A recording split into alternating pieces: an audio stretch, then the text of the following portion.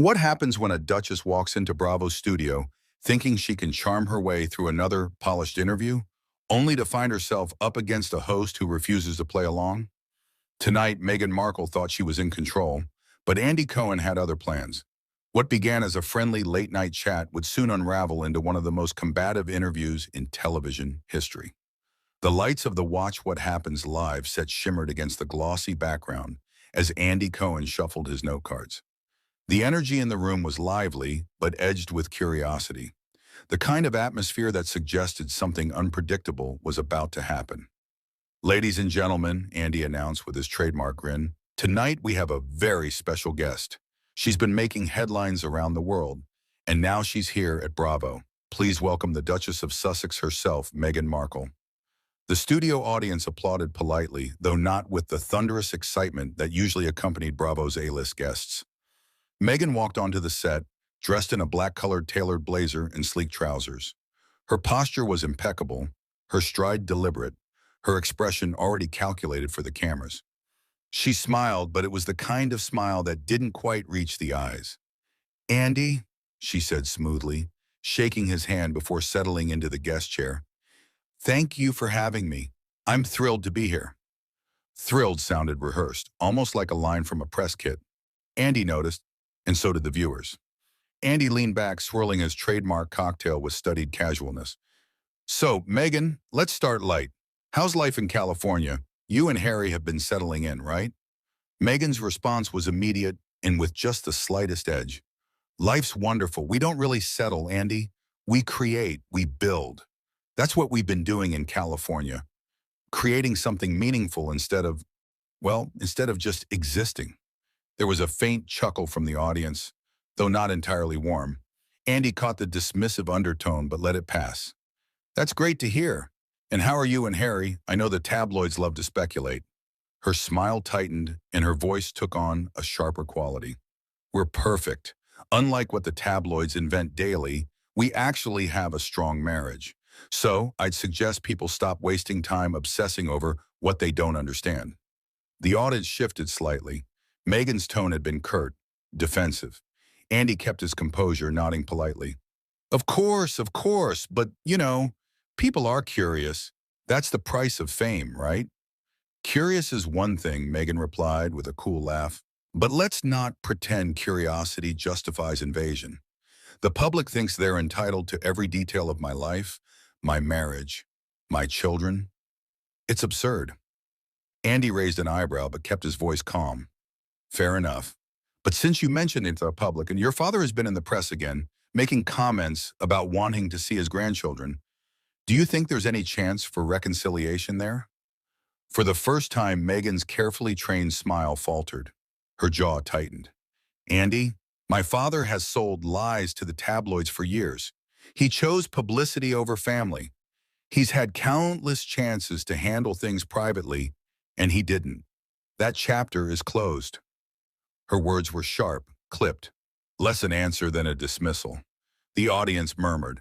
Andy leaned forward slightly, his expression mild, but his voice steady. "So no possibility of him meeting Archie and Lilibet?" Her eyes flashed. "I don't see why I should reward betrayal. Would you let someone who publicly humiliated you back into your home, Andy?" "Exactly. Let's not play naive." The sudden bite in her words caused the room to still. The temperature seemed to drop. Andy maintained his calm demeanor, refusing to rise to the hostility. "I hear you," he said evenly. "But some would argue that family ties are, different, unique, worth preserving." "They can argue all they want," Meghan snapped, her tone sharpening again. "They didn't live my life. They didn't live my reality. And frankly, I'm tired of people pretending they understand what it's like to be me." Andy took a sip of his drink, his smirk returning ever so slightly. He had spotted it, the crack in her polished armor. Meghan was already on edge, defensive, dismissive, and it was only the beginning. He decided to switch gears just slightly. "Let's talk about royal life then. When you first joined the family, you described it as overwhelming. Some might say you weren't prepared." Meghan's laugh was low and humorless. "Prepared, Andy.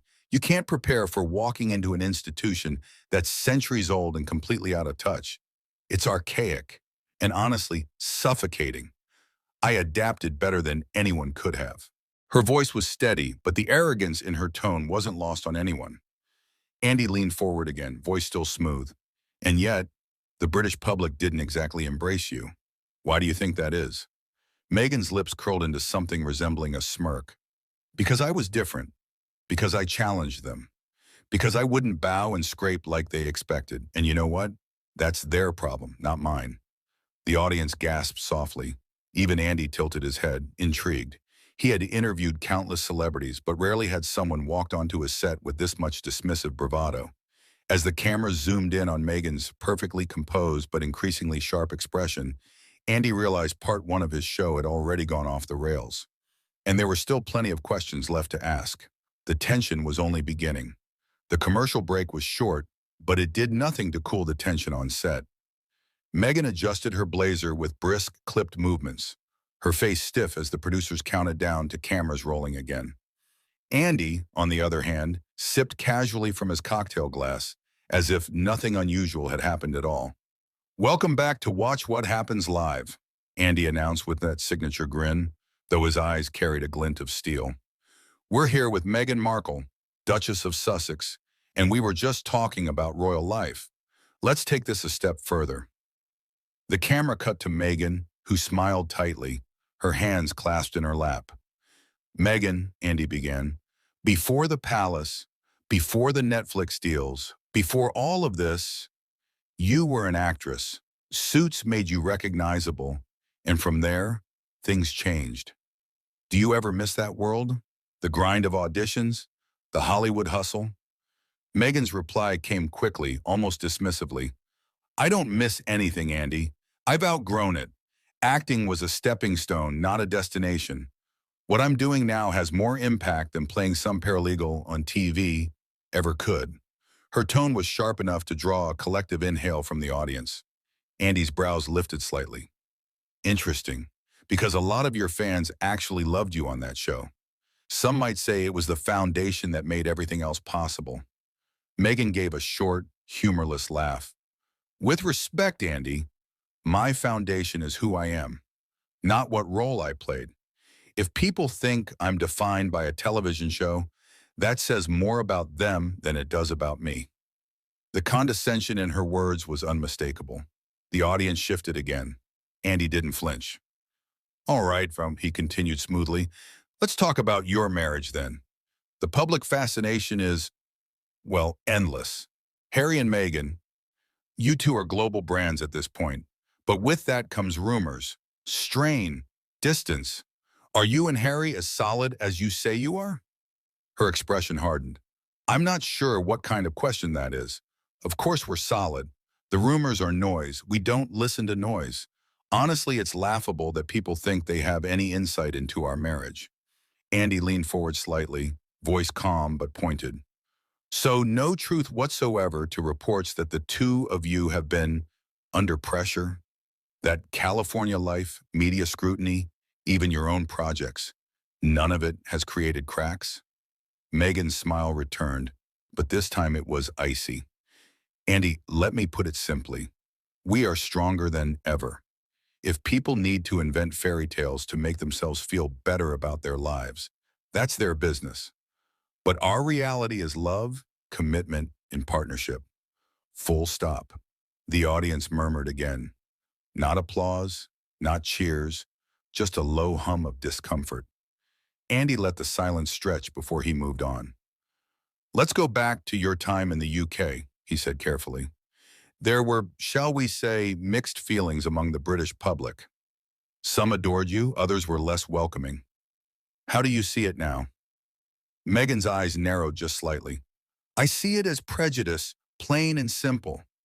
People weren't ready for someone like me to challenge their outdated traditions. They wanted someone docile. That's not me. And yes, some of the hostility was racism. Let's not sugarcoat it." Her words were met with a hush that swept across the studio. Andy's tone remained steady. "And yet, some critics argue that it wasn't about race, but about attitude. That the way you carried yourself, The decisions you made created friction. What do you say to that? Meghan's answer was sharp, defensive. That's exactly what people say when they don't want to admit bias. It's not about race, it's about her attitude. It's a convenient excuse. The truth is, I walked into a centuries-old system, and they didn't know how to handle someone like me. So they turned me into the problem. Andy's smirk returned, faint but noticeable. But do you think you bear any responsibility at all? Any self-reflection on how your approach might have contributed? Meghan leaned forward, her voice cool but dripping with disdain. Responsibility for being myself? For not bowing low enough? For not smiling at the right moment? Please, if being authentic is a crime, then I'll plead guilty. The audience gasped softly again. Andy swirled his drink, the corners of his mouth twitching upward. He had dealt with divas, politicians, and reality stars, but Meghan's arrogance was beginning to exceed even Bravo's usual drama. Okay, Andy said lightly, though his eyes locked on hers. Last question for this block. You've spoken a lot about leaving royal life for privacy, and yet Netflix, Spotify, best-selling memoirs, interviews with Oprah and beyond. How do you respond to those who call that contradictory? The word landed like a strike. Meghan's hands tightened on the armrests. Her smile flickered, then hardened. Contradictory. No, strategic. We control our story.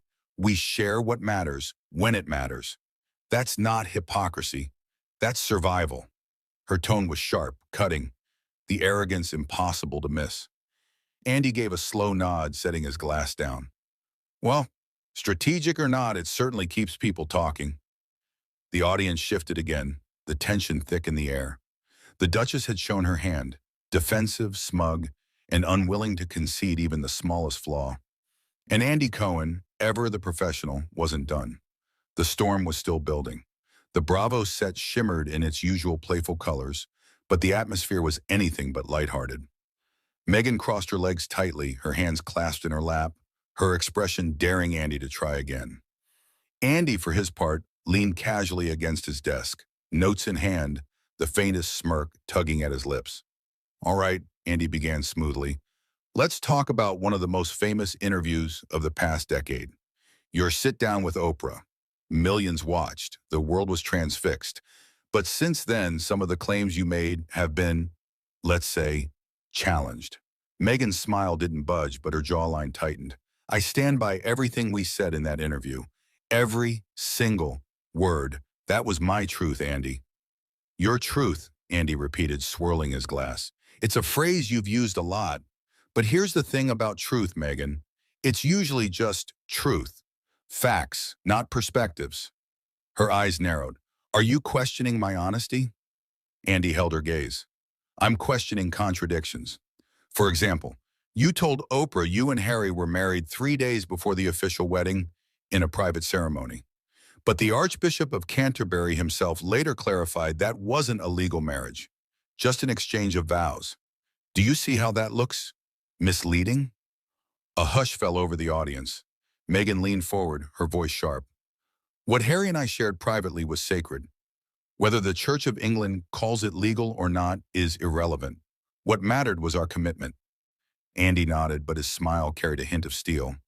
But you didn't say that to Oprah. You said, quote, we were married before the wedding. Millions of people believed you. When the head of the church corrects you publicly, that's not semantics. That's a problem. Meghan's nostrils flared. You're twisting it. You sound just like the British press, desperate to pick apart my words instead of focusing on the bigger picture of what I endured. Andy raised a brow, but his tone remained calm. Well, let's stick with your words then. In that same interview, you claimed you had your passport and keys taken away, that you were trapped inside the palace. Yet records show you attended multiple public events, traveled abroad, even vacationed. How does that add up? The studio audience let out a ripple of murmurs. Meghan shifted in her seat, her composure cracking just slightly. Do you understand what it's like to live in a gilded cage, Andy? Just because I was allowed to appear in public doesn't mean I was free. Every move was monitored, every step controlled. You wouldn't understand. Andy gave a small laugh, though it was void of humor. Maybe not, but what I do understand is inconsistency. You've painted yourself as both completely powerless and completely in control, depending on which interview you're giving. And people notice that. Meghan's eyes flashed with irritation. People notice what they want to notice. I have nothing to apologize for. I told my story, and I will continue to do so on my terms. If the public can't grasp nuance, that's their problem, not mine. Her dismissive tone sent a ripple of unease through the audience. Andy leaned forward, his voice dropping into something quieter, but sharper.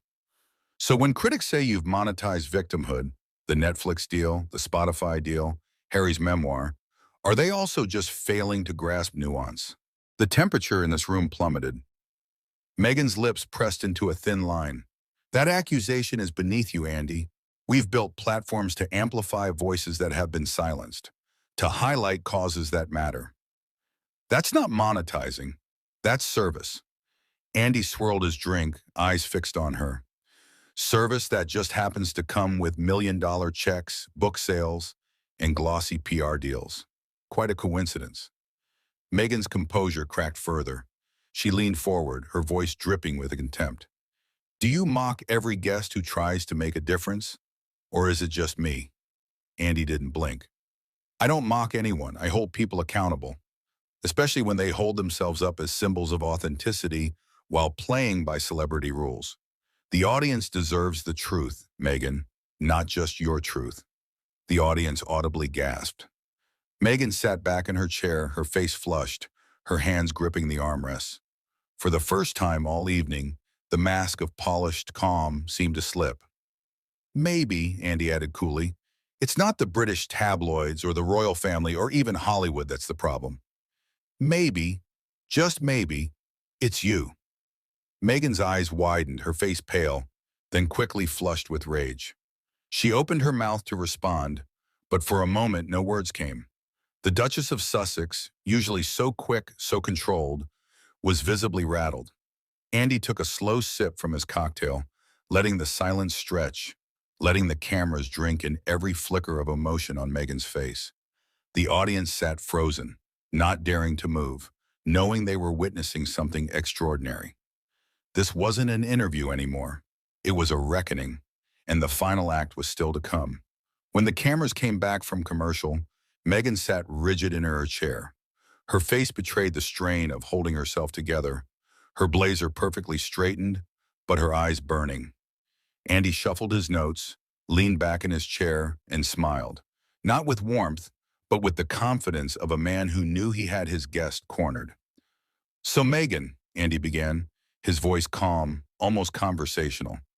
We've talked about your marriage, the Oprah interview, your acting career. Let's talk about perception. A lot of people out there feel you've burned bridges with almost everyone, your father, your sister, the palace staff, even longtime friends. Why do you think that keeps happening? Meghan's head snapped toward him, her tone sharp. Because people sell lies, Andy. They betray trust for a headline or a payday. It's not me, it's them. Every single time. Andy nodded slowly, swirling the ice in his glass. So you're saying the common denominator in all of these fractured relationships isn't you?